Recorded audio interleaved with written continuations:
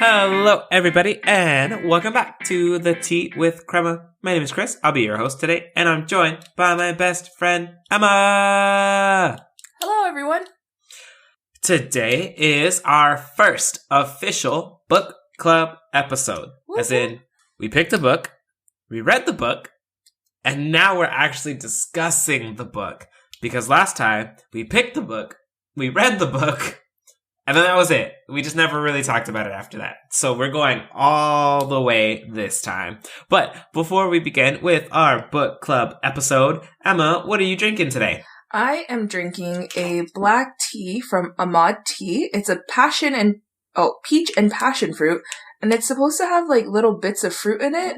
But I don't know if the bits of fruit are in my tea bag or if it's I don't know how it works. It's really quite delightful though. I think this would make a really good iced tea. What are you drinking today? Wait, does it say it has bits of fruit, or like, can you see them? No, it said it had bits of fruit. Oh, I guess it's in a tea bag. But it's in a tea bag, so that's why I'm confused how I would get bits of fruit. That's how it was advertised on the... Because the bits of fruit are just in the tea bag. You just can't eat them. Oh. Well, I'm disappointed. Yeah, I know. I'm not saying that, like, you know, on loose leaf teas, there's been some times where, like, I've ate the fruit that are in the tea, because it's fruit. Like, it's just been dehydrated, so... Yeah. It's really good, otherwise, but I'm glad that you enjoyed it. I love good fruit tea. Yeah, it's really yummy. What are you drinking? Oh my gosh. Today, I have an organic jasmine green tea from oh my goodness. Okay, it's OLLT Co. Oh? So I don't know if, like, no, it's not like a word. It's like all the letters. Oh. So I was going to try to, like, say the word, but then I was like, wait a second. Based on, like, the way it's printed on the label, I don't think this is a word. I think this is letters. Oh. So, like, OLLT Co., you know? Got it. But it is from Fuji province. Oh, wait, no. It's confusing because it's China scented from Fuji province. So, like, there's a lot going on here. There's a lot. But, okay, so it's Chinese green tea infused with night blooming jasmine, which I guess technically maybe there's a Fuji province in China. I was about to say, I think there's a Fuji province in China. I don't think it's necessarily like Mount Fuji in Japan. See, because that's what I was thinking. Like when you think Fuji, but then it was talking about China. So in any case, yeah. I was like, it said province, and province is like with China. If it said prefecture, that would have been more Japan. Yeah. Nope, it said province. So yes, it's a tea from China, and it is very much a green tea with jasmine. I can't really say that it's doing anything that's like, bah, you know? So it's a green tea with jasmine. Overall, it's cool. I don't know if it needs to come from China or if I could just like get the local supermarket version. The HEV brand. But, you know, overall, it's cool. It's cool. But that's what I'm drinking today. So, Emma, tell us a little bit more. What book did we choose? How did this happen? What's going on today? So, this happened last March in a March Madness style. I think it actually happened during March Madness that we decided to read a book. You picked, I think we picked like 10 books each, and then we had them go against each other head to head. And it was actually down to Felix Ever After versus, oh man, I don't remember who the other book was. I actually can't remember either, but it was one of my books. But it was getting to the point that your books were getting knocked out really early, and you were like, man, F all your friends. and then at the end, Felix Ever After did end up winning. And so today we are going to be discussing Felix Ever After by Kacen Callender. Brief overview of the book. Felix is a junior in high school, or maybe he's like a rising senior in high school. And so this takes place in the summer before his senior year. And so like the whole point of the book is like Felix has never been in love, and he understands that, and his name is Felix Love. And so he understands, you know, like, oh, Felix Love has never been in love, you know, whatever. Anyway, in the first couple chapters, Felix gets dead named, and pictures from before Felix transitioned becomes public at his school. And so that kind of sets off this like chain of events where Felix is trying to figure out who did that, and he thinks that it's his arch nemesis, and then it's just a story about love and friendships and, you know, navigating all of that as a young person in high school. Did I miss anything? I mean, No, I think that's like that's the big conflict of the book. And then without giving away any of the real details, because it happens like in the first like 2 chapters. Yeah. Well, no, that's what it says in the back. When an anonymous student begins sending him transphobic messages after publicly posting Felix's dead name alongside images of him before he transitioned, Felix comes up with a plan for revenge. So that's basically like the whole plot of the book, is Felix trying to figure out who has done this very hurtful thing and, you know, thinking it's somebody and then starting to like build relationships and all that good stuff. So Kacen Callender is the author of Felix Ever After, and Kacen Callender is originally from St. Thomas in the U.S. Virgin Islands. Kacen has a BA from Sarah Lawrence College and an MFA from the New Schools Writing for Children program. They are also the author of the young adult novel This is Kind of an Epic Love Story, and the middle grade novels King and the Dragonflies, a National Book Award winner, and Hurricane Child, winner of the Stonewall Book Award and Lambda Literary Award. And Felix Ever After is also a best-selling novel, so we thought that it was very important to plug both of those things. So, getting into it, today's episode is going to be kind of like discussion of the book and the different parts of the book that we liked, as well as kind of like our recommendations towards the end. And then we will also discuss what book we are reading next. So if you would like to join in with us, and then in next year's episode, 1 year from now, just kidding, hopefully it doesn't take that long, we will be discussing that second book. So starting off strong, Christopher, what was your favorite part or scene in the novel? Did we already do the spoiler alert? Because we're just going to be talking about the book. Let me start that now. Yeah. If you have not read the book and you would like to read the book, stop listening now because there will be spoilers. This book has been out since 2019, I want to say. How long has this book been out? Oh, since 2020. So it's about 2 years old now. So if you haven't read it, go read it. But we're about to spoil some things. Sir, stop listening if you want to read it. Yeah, because I think, now that I'm thinking about it, I have the hardback cover because I want to say I bought it like hot off the press. Like I got it like as soon as it was coming out. So that kind of makes sense now that I think about it. I don't even think when we did the vote it had been released yet, but still, we are going to talk about it. So. Oh, I'm so sorry. Can I just like plug in there? It's the National Book Award winner on top of being best-selling. I just saw that at the top. I also have the soft cover. Does yours say it on the hardcover? No, I have the Stonewall and Lambda Award winner, which I think is a more queer-centric award. That's awesome. Okay, very cool. Okay, sorry. Jumping into it. Favorite part or scene in the novel? As cliche as it is, nothing beats that ending. Oh. Okay, tell the people more about it. You can't beat that ending. Like it's as cliche of an ending as you get. It's just like they had just gone through this fight, and like any rom-com movie, film, TV show, like they realized that they actually did really have feelings for each other and just didn't know how to go about, you know, feeling those feelings. And there's a major event and there's lots of people and they make a big show out of it. And then they all end happily ever after. Like, you can't. I used to think that they were all dumb, but I'm telling you, like, that representation, just like seeing it in people that you kind of relate to, it hits different. So that ending, now I get it. It's top tier. Like that rom-com ending, now I get why it's the ending of almost every rom-com ever. I get it now. Okay, just to spoil it, because you're saying like big event. So Felix realizes that he's in love with his best friend Ezra, and at Pride, in the biggest show of love.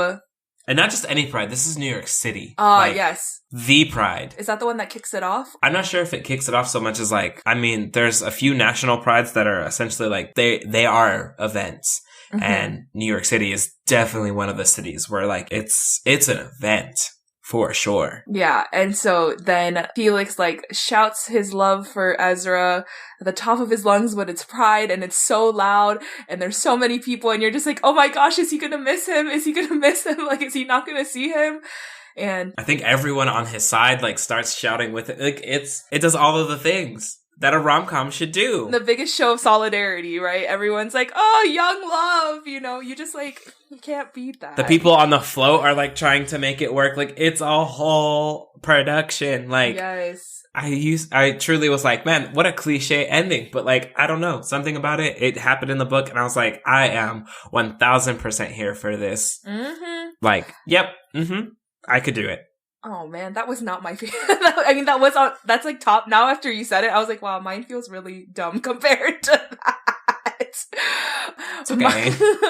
My favorite part is when you're seeing that growth in Felix after him and Ezra have that big falling out, and he kind of starts to realize like, oh, this is like what I want to show in my portfolio. These are the things like, because up until that point, I feel like I resonated with Felix and him being a procrastinator. Like, it's gonna come. Like, it's gonna happen. One day I'm gonna have the things to do my portfolio. But then you start seeing that growth of like him trying to figure out what exactly he wants. Like, is he going to Brown because he wants to go to Brown? Or is it because, you know, it's this prestigious institution? And so he starts to have this like really turning point after that big fight with Ezra. And so I think that was my favorite part, was just seeing him grow as both like an artist and a student and trying to figure out exactly what was going to come next. That was my second scene. Like, specifically when they're talking about him like really going in on that painting the first time, like his very first portfolio painting. Yeah. Something about like that.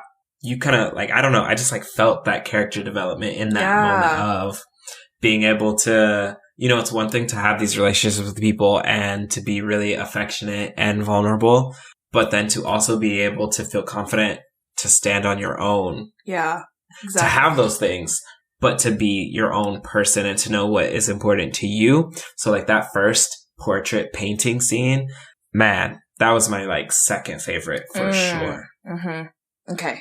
Favorite character, relationship, or friendship? Go. Ezra. Ezra was my favorite character. Easy. Hands down. Same. Is just like very supportive, is just very loyal, just wants the best for Felix, you know, just wants the best for his best friend, is, you know, kind of going through his own things at the same time, but just like also equally just wants to love, you know, and just wants to be in love, and is just waiting for Felix to open up his eyes and realize that he's there. Why did you love Ezra? I think having a Black love interest, it's not always a very common experience in a lot of different media and portrayals. And so to see it happen and to have it feel authentic and to have it also not be Ezra's defining characteristic.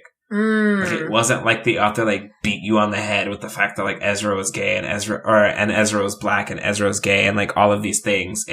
It was a part of his character. It was not him as a character. Yes. So the fact that you can describe all of these other things, and honestly, I feel like those really come to mind before everything else. It just stood out to me at the fact that he was Black because there were just all of these other facets of his identity. And I'm just here for a strongly developed Black character who doesn't just fall into being the Black character or the gay character, or they fit a niche or a stereotype. So that was my reasoning. Like, Ezra was legit well developed. Honestly, probably more of a favorite than Felix, but it was also Felix. because we were reading Felix's thoughts, and so we knew him a little bit better. So I could be like, I could roll my eyes at Felix a little bit more.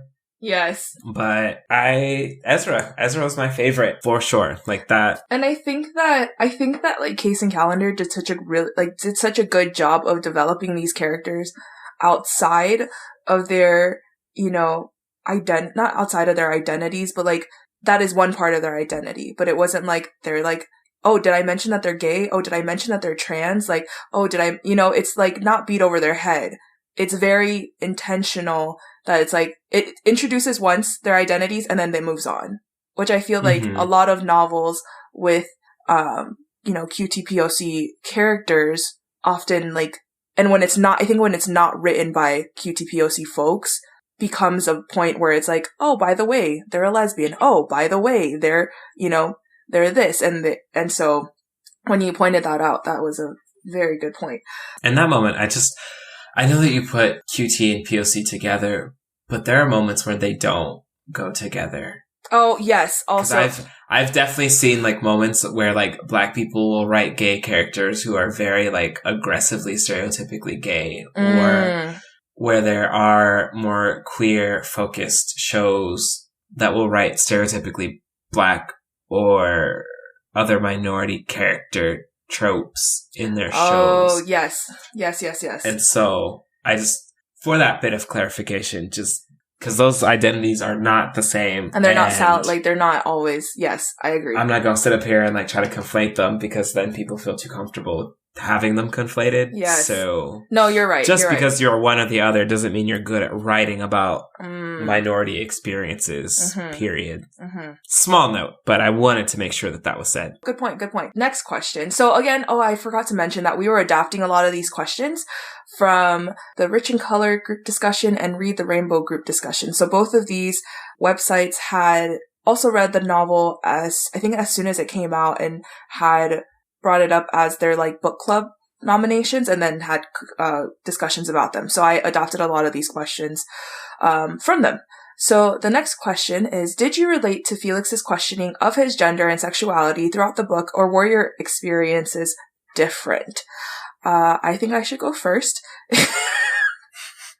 In the fact that I am very much so a heterosexual cisgender woman.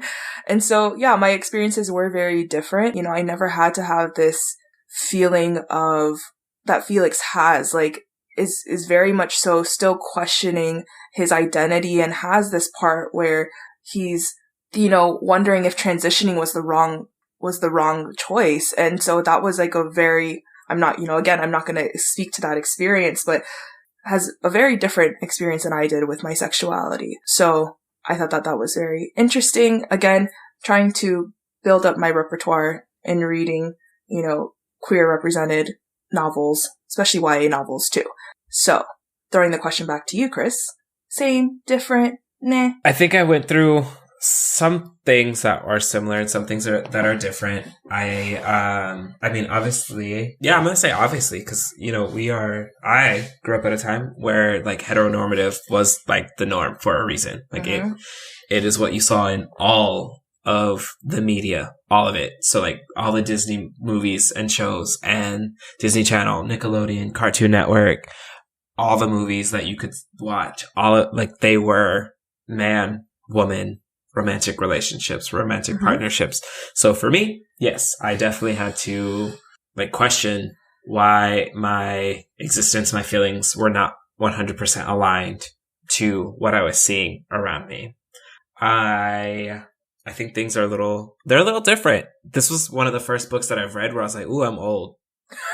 Because like the conversations that they were having with each other in high school were not anywhere close to what we were talking about in high school. Like not even like the idea of like a gender identity was not on our radar in high school at all. Yeah. And so we were barely talking about sexuality. And so I think it was similar. It was, it's different. Like the times have changed. The conversations are different. The amount of representation that people can find are different. And so, yes, I question a lot of things. I would not say that I've even 100% found an answer. I have enough of an answer when people ask. I have something to give confidently. But I think in the same way that like we ended the book and Felix didn't necessarily have an answer. There was no, I am this. Yeah. I think that's an experience similar to like my own experiences. I have an answer that I can give other people very confidently, but that doesn't mean that I have ever really truly stopped wondering or questioning myself. And like you as like, you would say like more or less you're 10 years older than Felix, and like if you could talk to Felix, it'd be like, maybe sometimes you just like don't ever get an answer. Maybe it's always evolving. I think that it is very interesting because, I do teach high schoolers. I teach high school freshmen at an like all girl Catholic school, like even, and they're starting to be the ones to question and be like, why does it have to say like all girl when not all of us identify as girl? Or like, why does it have to be this? And so, in the beginning of the year, as I was getting to know them, I was very clear, like, I identify as like a cishet woman. And if you do not, that's okay. Like, and if you want to share it, that's cool too. And so a lot of them started to be comfortable, and they were like, I'm actually like still not really sure. I don't know. And I'm like, cool. And that's, it like we're trying to normalize those conversations in classes. And so it is interesting though, being in a Catholic school and knowing the Catholic stance on a lot of these conversations. But the fact that they're willing to push against it is so like, it's so interesting to me. Social media, and I think that that's one of the big parts too, is because we were in this as we were in high school, like just barely getting Instagram, right? And so Instagram plays a really big part in the novel. And I think like had it been even more like relevant, it might have been even Snapchat would have been a way for them to explore that. But I think it had to be Instagram just due to the nature of what was happening. So social media plays a major role in Felix Ever After. It is both deeply harmful and incredibly uplifting at times. What are your thoughts on social media's role in the novel?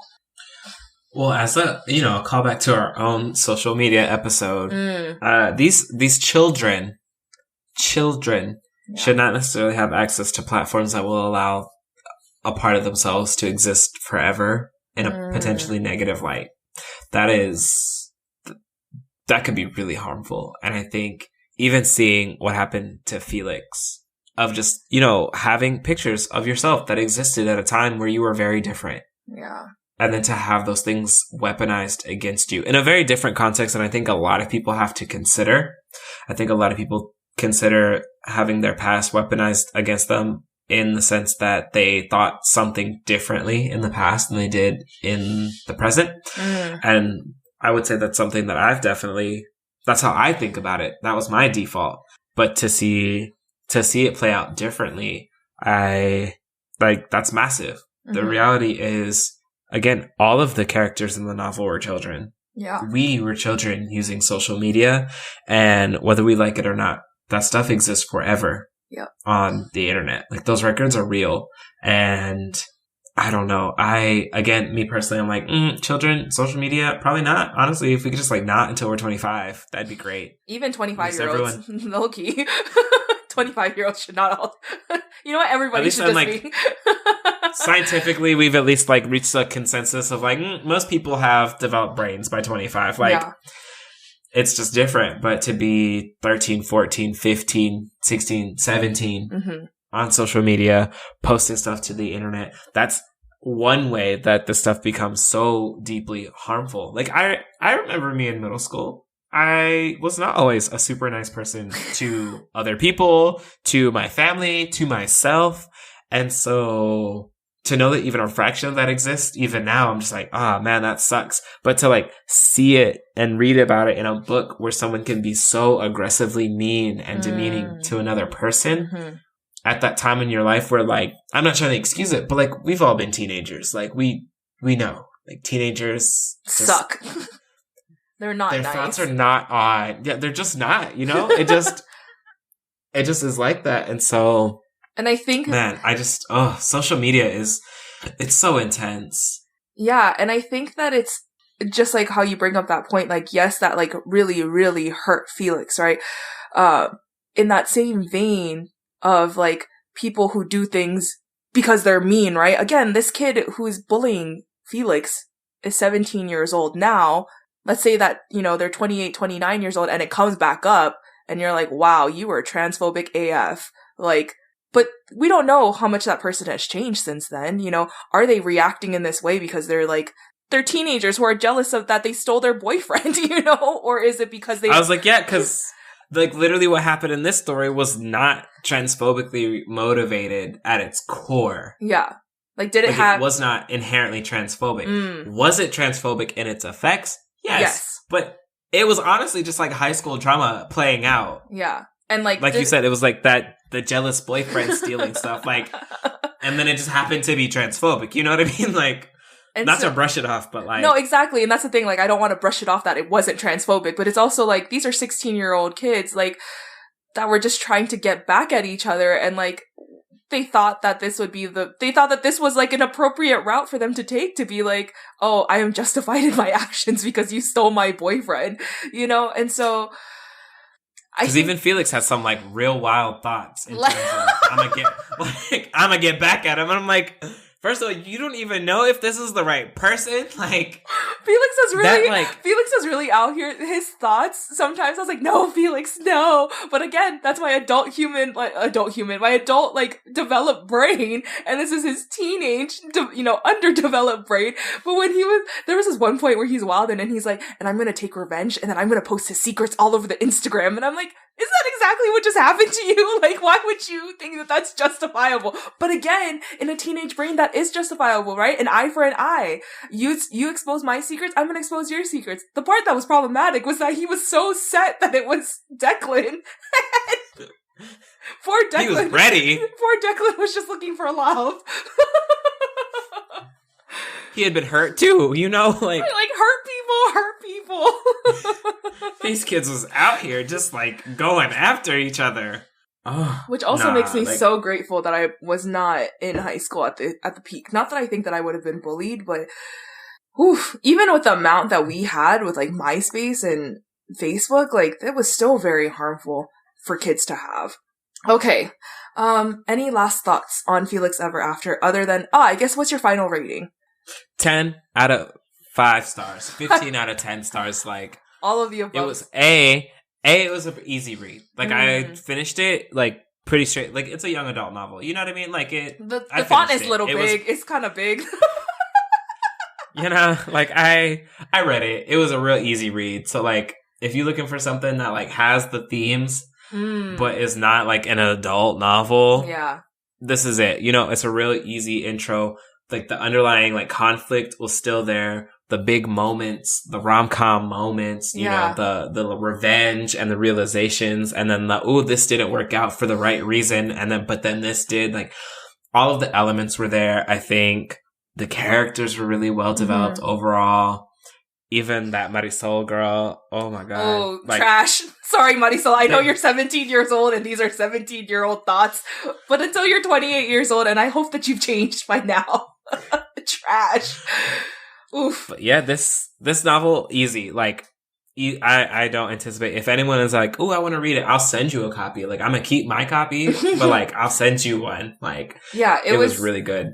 And what's interesting is because as I was reading a lot of the reviews, a lot of people said just get through the first chapter. Because the first chapter, I remember when I was reading it the first time, I was like, oh my gosh, Felix. But I had to remember that I was reading a YA novel. And I think that's something very important to acknowledge, that it's a YA novel. These characters are young. These characters, again, underdeveloped teenage brains. So get yourself in that mindset while you're reading. And it's such like a, I don't even say it's heartwarming, but it is. It's heartwarming at the end. You're just like, that was a great YA rom-com type novel. The main character's going through some internal conflict, figures out more or less the internal conflict, falls in love. It's great. It's a good one.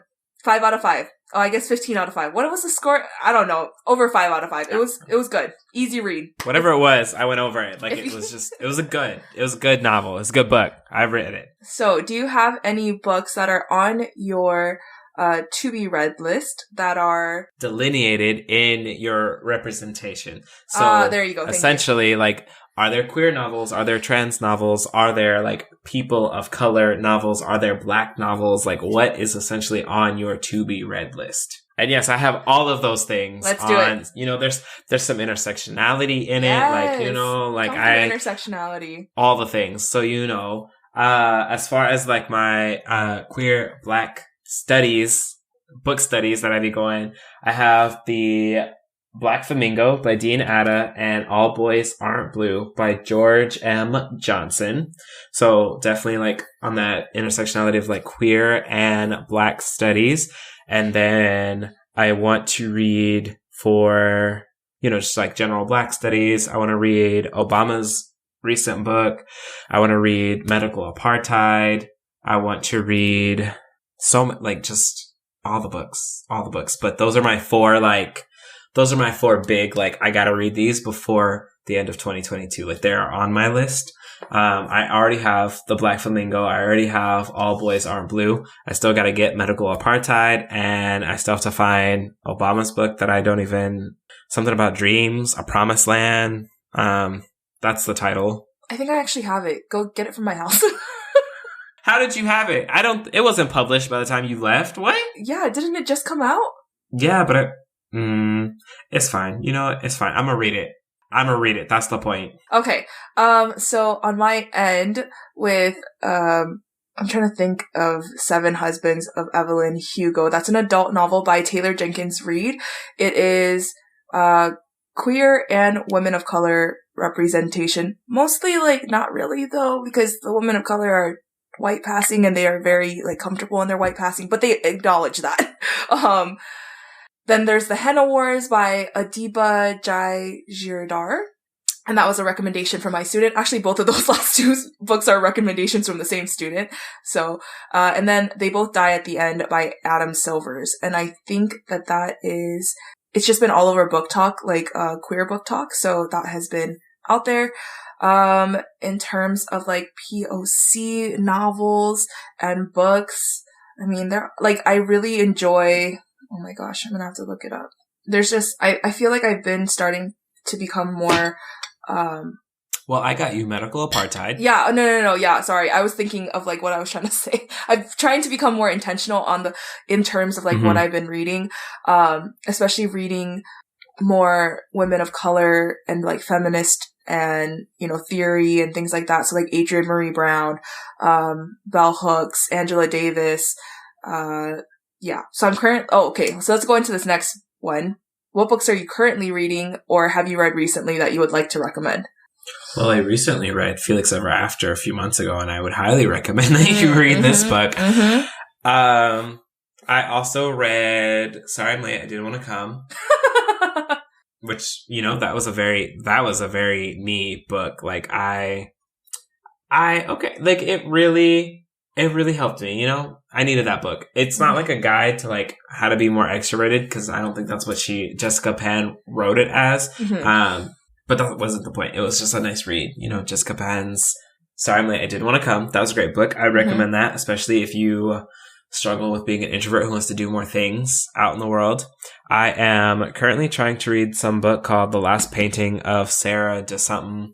And I've been trying to read this book since, like, college. It was given to me. It was free. Clearly not interesting. I'm just trying to get through it, you know? Like, this will be my third time trying to read it. I've never made it past chapter 2. Oh, no.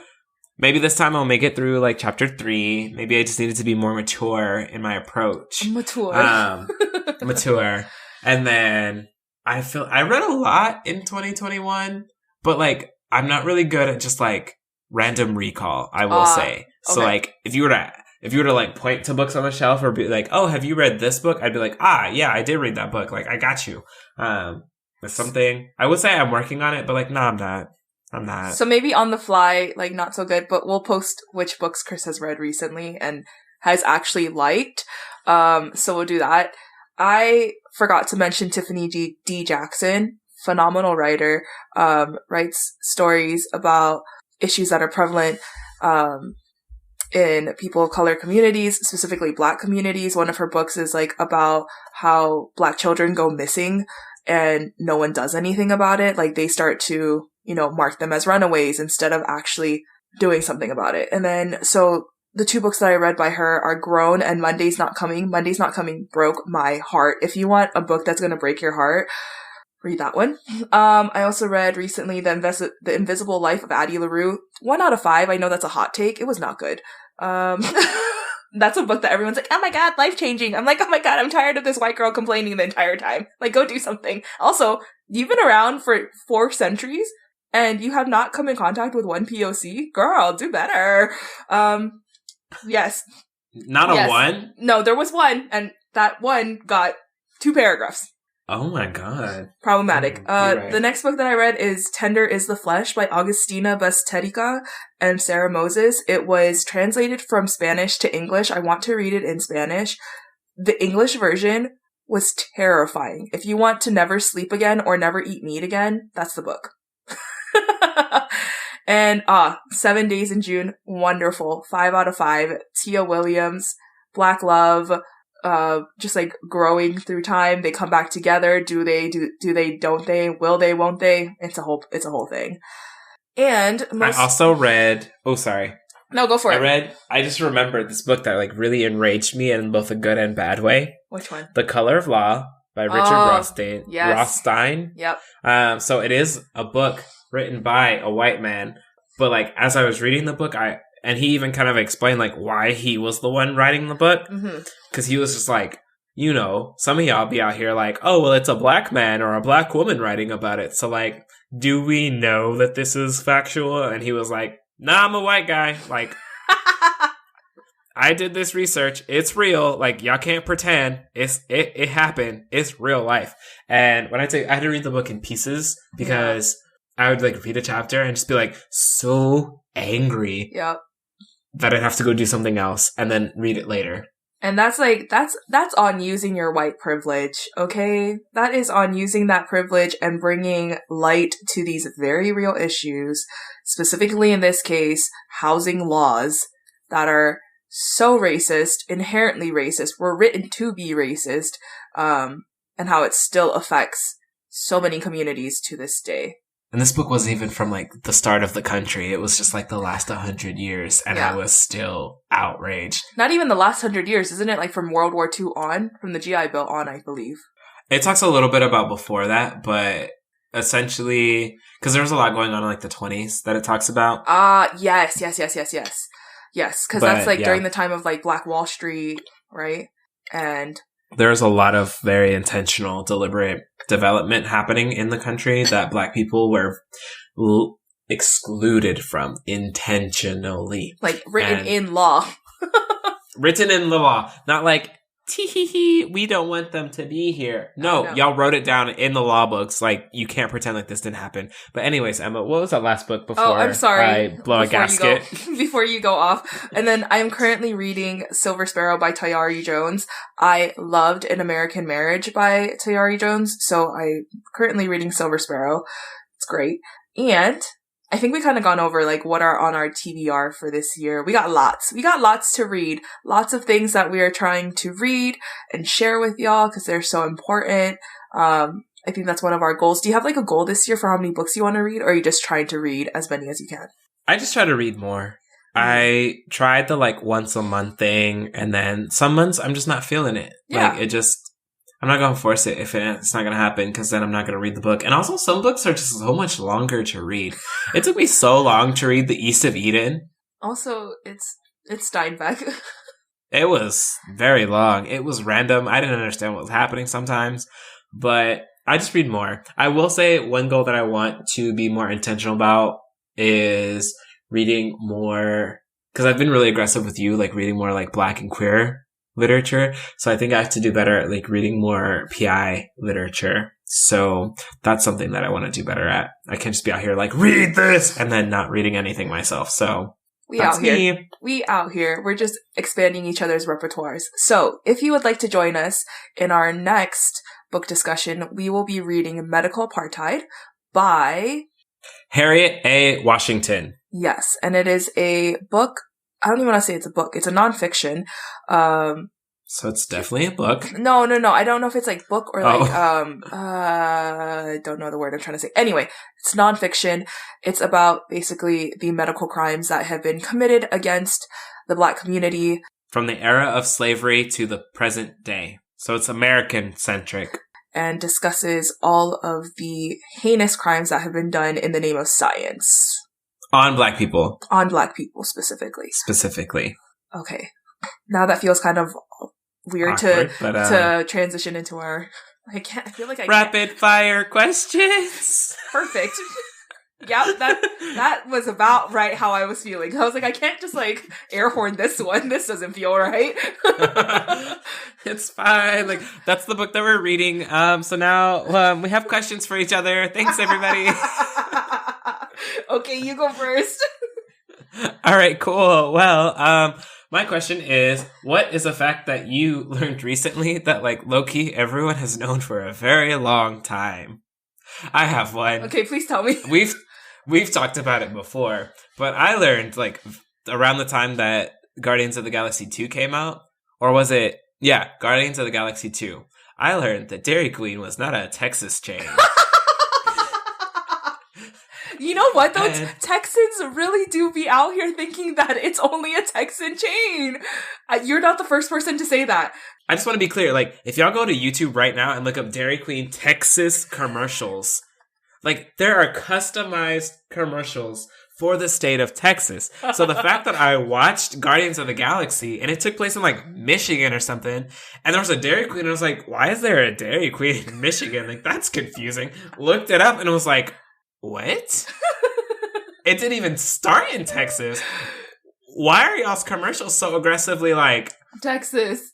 It was offensive. Oh my gosh, funny story. So one of my really good friends from when I first started teaching, her husband and their family had gone to Florida for a vacation, and there's Dairy Queen in Florida as well. And tell me why the husband went up and was like, could I get the Texas double burger? And they looked at him and were like, that doesn't exist. And he's like, it doesn't Texas. So, that's just like another, like, people really don't believe, I mean, Texans really don't think that Dairy Queen exists anywhere else. But living in Texas, it is a very Texas-centric, like, it's pushed on you very Texas-wise.